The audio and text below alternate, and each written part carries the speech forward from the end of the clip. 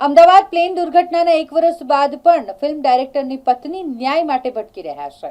હેતલબેન વડોદરાના એક film director Mahesh કાલાવડિયાના પત્ની 12 જૂને અમદાવાદમાં પ્લેન દુર્ઘટના થઈ અને જેમાં વડોદરાના ફિલ્મ ડાયરેક્ટર મહેશ કાલાવડિયાનું પણ મોત નીપજ્યું હતું. 1 વર્ષ થઈ ગયું છે, તેમ છતાંય હજુ એ હેતલબેન ન્યાય માટે ભટકી રહ્યા છે. 12મી જૂને થયેલી ભયાનક પ્લેન દુર્ઘટનામાં વડોદરાના જાણીતા ગુજરાતી ફિલ્મ ડાયરેક્ટર મહેશ કાલાવડિયાનું મોત નીપજ્યું હતું. લગ્નના માત્ર 3 મહિના પહેલા જ 6 વર્ષના પ્રેમ સંબંધ બાદ પત્ની હેતલને પગભર કરવાના સપના સાથે બંનેએ લગ્ન કર્યા. 12મી જૂને પ્રોજેક્ટના કામે નીકળેલા મહેશ મોડે સુધી ઘરે ન ફર્યા એટલે પરિવારે મિસિંગ ફરિયાદ નોંધાવી. મોબાઈલના છેલ્લા લોકેશન અને સીસીટીવી ફૂટેજના આધારે મહેશ કાલાવડિયા દુર્ઘટનાનો ભોગ બન્યા હોવાનું સામે આવ્યું.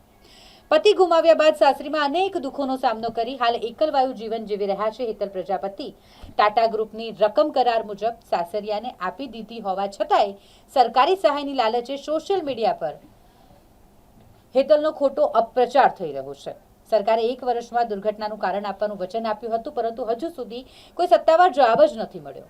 આગામી 12મી જૂને ઘટના સ્થળે પ્રાર્થના સભા યોજવાની મંજૂરી પણ ન મળી એટલે હવે સરકાર પાસે હેતલબેન ન્યાય માંગી રહ્યા છે. અમે ઓલરેડી લાસ્ટ ટાઈમ ફરવા માટે વડનગર ગયા હતા, તો એ જ અમારી લાસ્ટ મેમરી છે કે જે હું એ જોઈને સર્વાઈવ કરું છું કે અમારા મસ્તીના જે કંઈ કરતા વિડીયોઝથી લઈને એ બધી વસ્તુઓ જોઈને હું સર્વાઈવ કરી રહી છું એમના વગર. આજે મહેશભાઈની યાદ આંખમાં આંસુ આવે છે? આવી જાય, પરંતુ હું પબ્લિકલી એ વસ્તુ નથી શો કરી શકતી, કારણ કે એ વ્યક્તિ એક જ વસ્તુ મને સમજાયેલી હતી કે લાઈફમાં ક્યારેય ગમે એ લેવલ પરનું હોય, એ હોય કે ના હોય, ક્યારેય ડીમોટિવેટ ન થવું.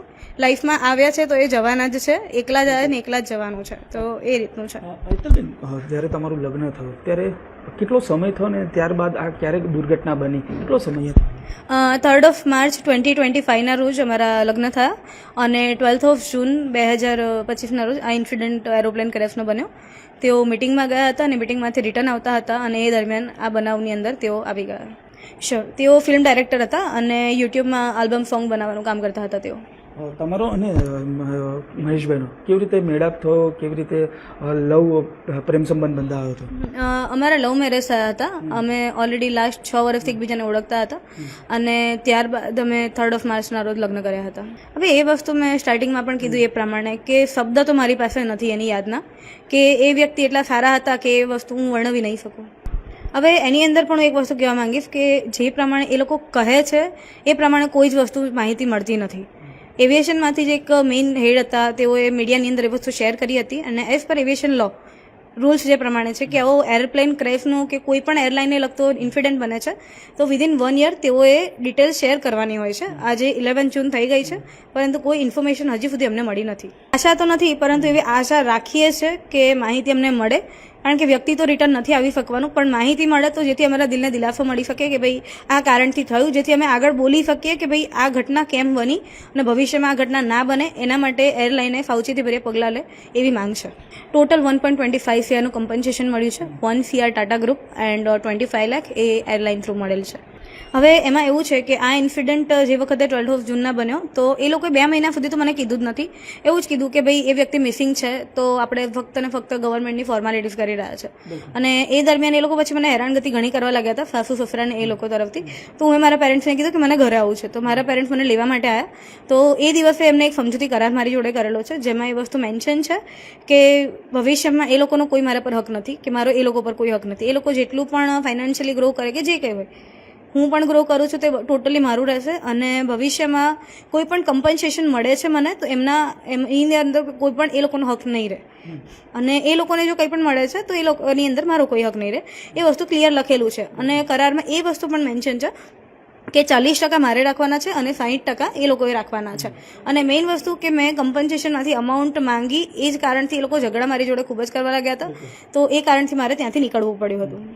જે પ્રમાણે કીધું એ પ્રમાણે કે 25 લાખમાંથી ઓલરેડી એ લોકોએ વિધિન 15 ડેઝ મને ફક્ત 9 લાખ જ આપ્યા છે. રિમેનિંગ અમાઉન્ટ એ લોકોએ યુઝ કરી દીધી હતી એન્ડ આઉટ ઓફ 1 CR તેઓએ મને ફક્ત 40 લાખ આપ્યા છે, જેનું મારી પાસે પ્રૂફ છે. અને અત્યારે તેઓ મીડિયાની અંદર ફેસબુક પેજમાં એ વસ્તુ શેર કરે છે કે તેઓએ ફક્ત ઘર લીધું છે અને બાળકીની FD કરાવીને કમ્પન્સેશન યુટિલાઇઝ થઈ ગયું છે.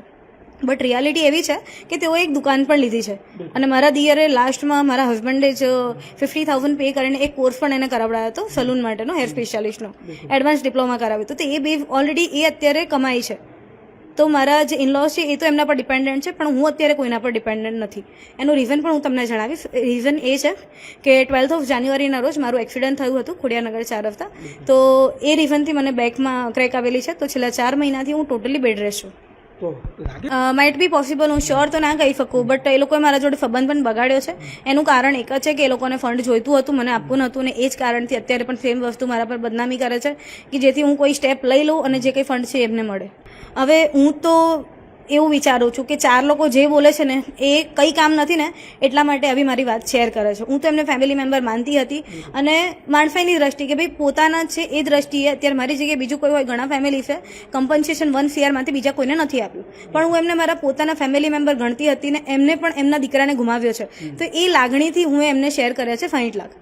પરંતુ તેમ છતાં એ લોકો અત્યારે ખોટા આરોપો લગાવી રહ્યા છે કે 57 લાખ હું એ રાખ્યા છે. એ રીતના અત્યારે તો એક જ મારો ગોલ છે કે એમના જે ડ્રીમ હતા, જે પ્રમાણે એના પેરેન્ટ્સે કીધું કે એનું ઘર લેવાનું ડ્રીમ હતું કે દિયર પોતાની દુકાન લે, એ લોકોએ તો ફૂલફિલ કરી લીધા છે. બિકોઝ ઓફ એ લોકો ગ્રુપ છે, ફેમિલી મેમ્બર્સ છે.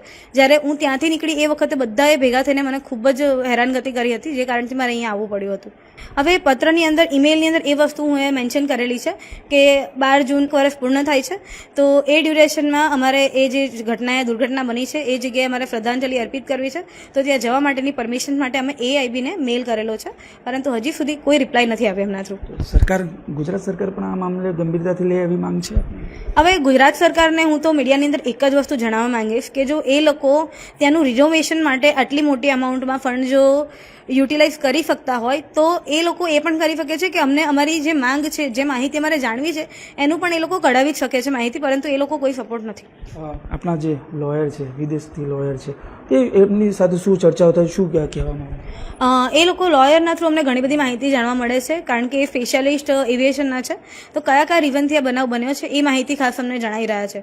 અને એ લોકો 1 to 1 દરેક ફેમિલીને મળી પણ રહ્યા છે, અને જેમના થ્રુ મને માહિતી ઘણી બધી મળે છે કે કયા ઇન્સિડન્ટના લીધે શું બનાવ બન્યો, બાકી બધા ફેમિલી શું ફેસ કરે છે, દરેક વસ્તુ જાણકારી તેઓ પ્રોવાઈડ કરી રહ્યા છે. મારી એક જ છે, બનાવ કેમ બન્યો અને કઈ રીતે બન્યો એની માંગ છે. આજે 11th of June થઈ ગઈ છે, 1 વર્ષ થવાને ખૂબ જ ઓછા ક્ષણો બાકી છે, પરંતુ હજી સુધી માહિતી નથી મળી. તો એક અમારો હક છે જાણવાનો કે ભાઈ અમે અમારું વ્યક્તિ ગુમાવ્યું છે, તો અમને ક્યાર સુધીમાં ઇન્ફોર્મેશન મળશે.